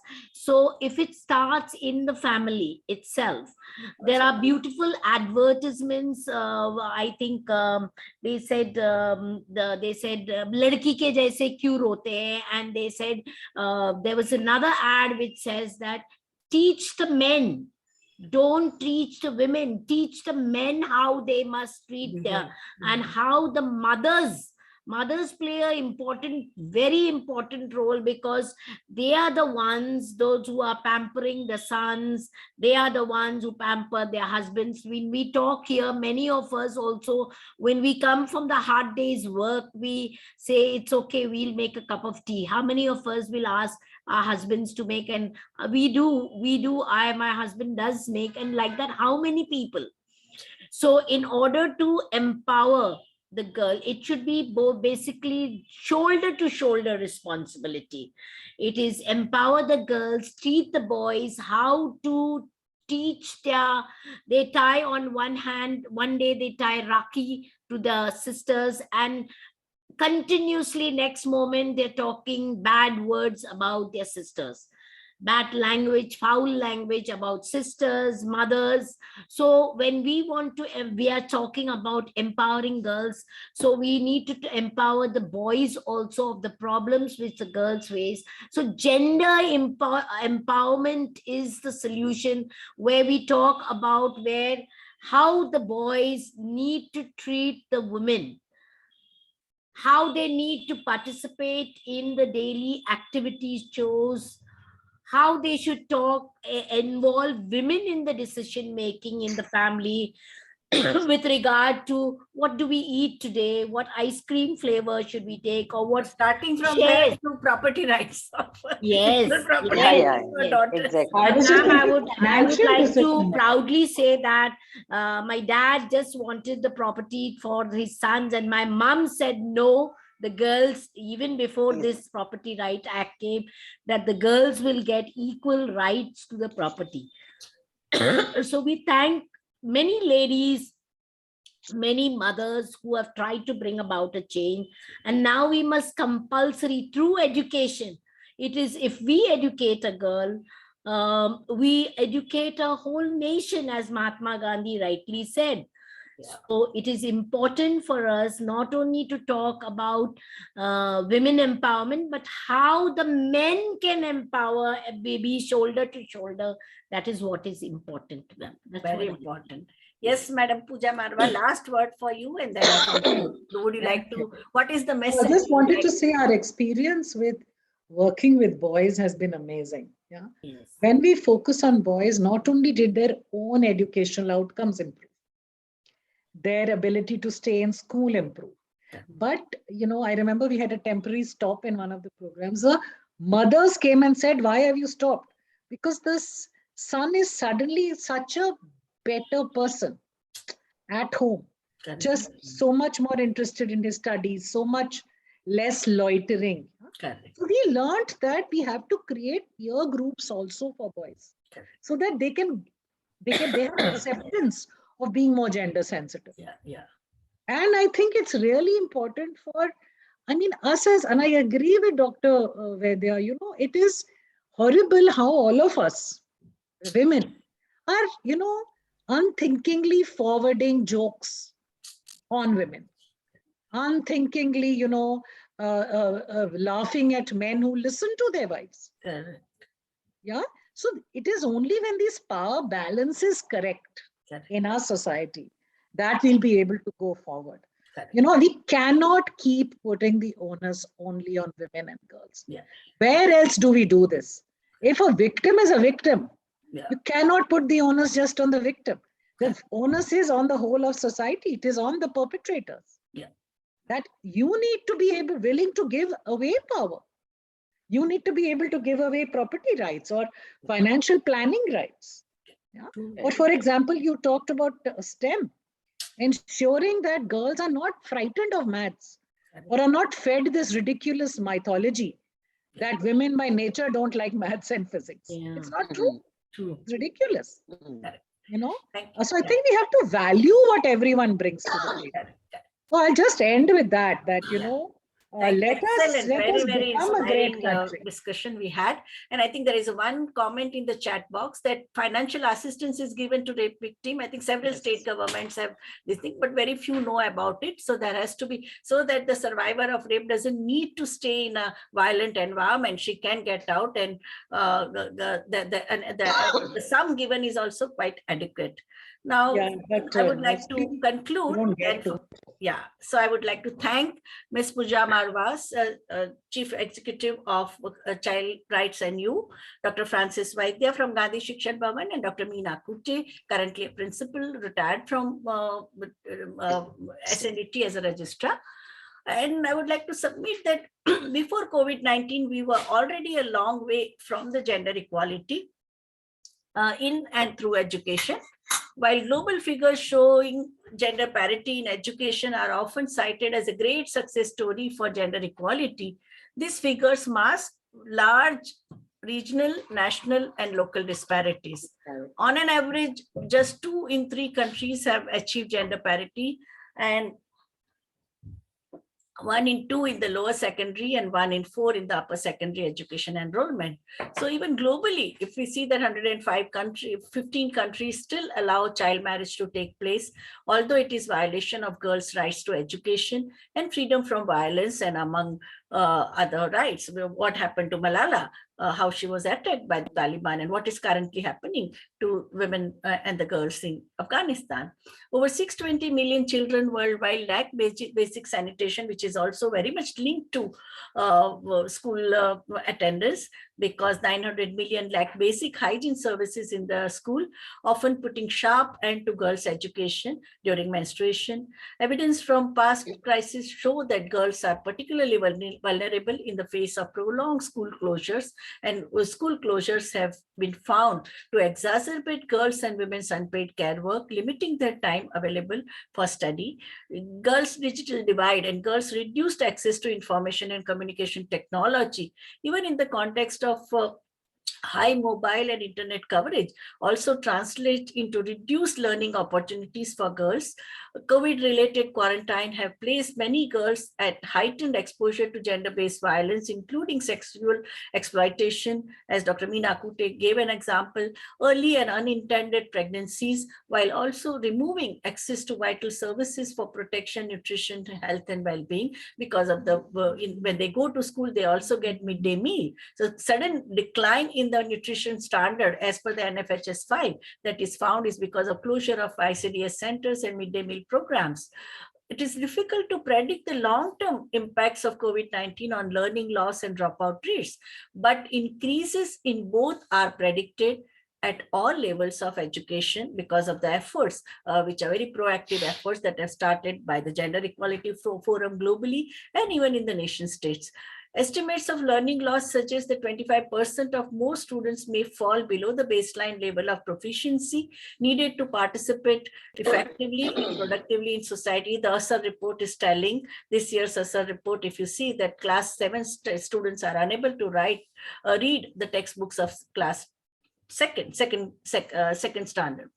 In addition to learning losses, UNESCO has estimated that globally nearly 2.38 crore children and adolescent and youth from pre-primary to tertiary, they may drop out, and we need to make a concerted effort. So the planning of gender responsive approaches that respond to contextual realities can improve access and demand for girls' education, as we saw today, the urban analysis of urban context, then the rural context and tribal context. We need gender disaggregated data. We also need mapping out of all stakeholders, girls, school staff, communities, authorities. They need to communicate with each other, and we need to come up with the gender responsive education planning, and for which gender responsive budgeting is also extremely important. And here I would like to end with a very beautiful verses which Kamala Bhasin had written about the girls' education, and it goes like 1 minute. Where she says that father asks the daughter, why does she want to study? And she gives her reason that why she needs to, why it is important for her to study. पिताजी ने बेटी को पूछा, तुझे क्यों छोरी तुझे क्यों पढ़ना है? And it's a beautiful verses, and it has been used by the women's movement for conscientization. A father asks his daughter, study. What should you study? I have sons aplenty who can study. Girl, why should you study? The daughter tells her father, since you ask, here is why I must study. Because I am a girl, I must study. Long denied this right, I must study. For my dreams to take flight, I must study. Knowledge brings new light, so I must study. For the battles I must fight, I must study. Because I am a girl, I must study. To avoid destitution, I must study. To win independence, I must study. To fight frustration, I must study. To find inspiration, I must study. Because I am a girl, I must study. To fight men's violence, I must study. To end my silence, I must study. To challenge patriarchy, I must study. To demolish all hierarchy, I must study. Because I am a girl, I must study. To mold a faith I can trust, I must study. To make laws that are just, I must study. To sweep centuries of dust, I must study. To challenge what I must study. Because I am a girl, I must study. To know right from wrong, I must study. To find a voice that is strong, I must study. To write feminist songs, I must study. To make a world where girls belong, I must study. Because I am a girl, I must study. I think with this optimistic note, the new spirit of girl, which even Dr. Meena, Kute, and all our three panelists, they expressed, I think I would like to end and request Dr. Simi Mehta to take over. Thank you, Dr. Patel, for that stunning. Thank you. Thanks to Chair. Thank you. Thank you so much. Thank you. All three of you were extremely I inspiring. can imagine in Hindi, it'll be amazing. Yeah, Hindi is also there. Right. It is there. Huh? Right. Yeah. But there is a global audience, so, and the reach of IMPRI discussions are global.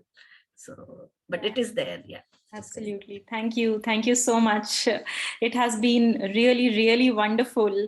And, I had moments of my own, my eyes swelling up, my goosebumps coming up. This this discussion has truly really impacted me as a person, and also it has been really inspirational. And this intellectually informed decision deliberation, we couldn't have asked more on behalf of the IMPRI Gender Impact Studies Center. So thank you so much. I would like to formally conclude and express my vote of thanks to our speaker, Puja Marwaha ma'am. Thank you for being with us this evening, spending your time, and we are really, really grateful. And I would also like to take this opportunity to thank our discussants, Dr. Francis Vaidya and also Dr. Meena Kute. Thank you so much, ma'am, for adding your brilliant insights and experiences that really made the whole discussion very, very fruitful.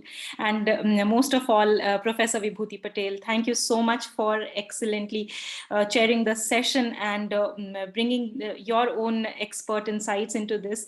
Really, really, we are very filled with gratitude. Thank you so much to all of you. And IMPRI remains committed to advancing gender equity and equality and making the world more tolerant and peaceful place to live in. So thank you so much. We really sincerely look forward to your support and your continuous guidance in addressing the gender gaps across the sectors and to make a great place to live in. Thank you so much. And I wish you all a very good night, good evening, and please take care of yourselves. Yeah, can you also announce the course? There are many educationists among the participants, the course on feminism. Yes, yes. And thank you so much, ma'am. This is also, I would like to take this opportunity to announce to all our participants. Thank you, you all attended this very insightful discussion here on Zoom and also on Facebook Live. And to all those who would be watching us later on our YouTube channel and listening to the program on the podcast on different platforms. So this is a course description which is on feminism and the global social transformation. It is a 3-day online immersive certificate training program, which is being held from 16th to 18th February next month, and it is being organized over Zoom. And we have experts joining us from all over the world, from Middle East, from the US, from Europe, from India, and their expertise ranges from practice to academics to also activism. So we would be very happy to have you. Please register for the course. We circulated the event event details on the chat box, but definitely we'll reach out to you again through the emails. Please watch out for it and also circulate it amongst your networks, whomever you feel. And it is open to all. It is not just for students, researchers, but it is also for homemakers and activists, working professionals. So this is going to be great, and we really look forward to having you. Thank you, and wish you all a good day. Thank you. Thank you all. Thank you. Bye-bye. Thank you once again. Bye. Thank you for having me. Thank you, ma'am. Thank you. Thank you, ma'am. Wonderful to Thank meet you, Puja, everybody. ma'am. It was really nice opportunity to listen you and to my friend, Dr. Vibhuti Patel. You were the and even most Dr. inspiring, Vaidya. ma'am. Thank you, ma'am. So many Thank you. hurdles you have faced, and you have emerged And as you are really working very groundwork for the gender equality, madam. That Correct. is really, I am really impressed. And I'm always impressed. I would all like of to us are touch sailing in with the you. same boat. Our Yeah. commitment, our Thank you. concern. Yes, Yes, on this issue. Thank you. Fortunate to Very be in such company. Yeah, very Thank important. you, ma'am. Very, very Thank you. important. Yeah. Chalo. Thank Okay, you ma'am. all. Thank Good night. Good night. Thank you. Yeah, Thank you, really, dear. it was such a learning experience. I got tonic for my remaining life. I'm 67 years old. Nahi, madam. Yeah. You are 16. Yeah, I got a Yeah. spirit of 16 after Yes, this talk yes. and discussion. Yeah, very Right. right. This And course now we sounds have fascinating. Simi actually. to continue our legacy, her generation to continue our legacy. Absolutely, ma'am. Right. Under your guidance, under your all guidance. Yes. Dr. Mehta, can you, Sumi, can you email me this? Absolutely, just ma'am. Yeah. It's bunch of yeah, people. it's Yeah, ready. the senior cadre of CRI, she said they can be deputed to for the Absolutely. course. Yeah. Absolutely. Yeah. Yeah. Thank you so much. Okay, bye. Thank you. Thank Dr. you. Francis, you can also from your Inner Wheel Club, you can depute. Yeah. The team is very dedicated. Yeah. Uh, Thank you. You can share. I will share it in my group, madam. Very good. Yeah, So Dr. doing Meena Kute also, yeah. You can Yes, share. ma'am. Yes, ma'am. Thank you. Thank you. Bye. Thank you. You must be member Yes, of Principals Associations also. Yes, ma'am. Yes, ma'am. In both the group, in granted and aided and unaided Private colleges. sector also. group. Yeah. So yeah. Principals have a separate group of theirs. Yeah. Yeah. Private also. Now as associated to, yes. Thank you. Yeah. We'll do so, ma'am. Absolutely. Thank you. Thank you, madam.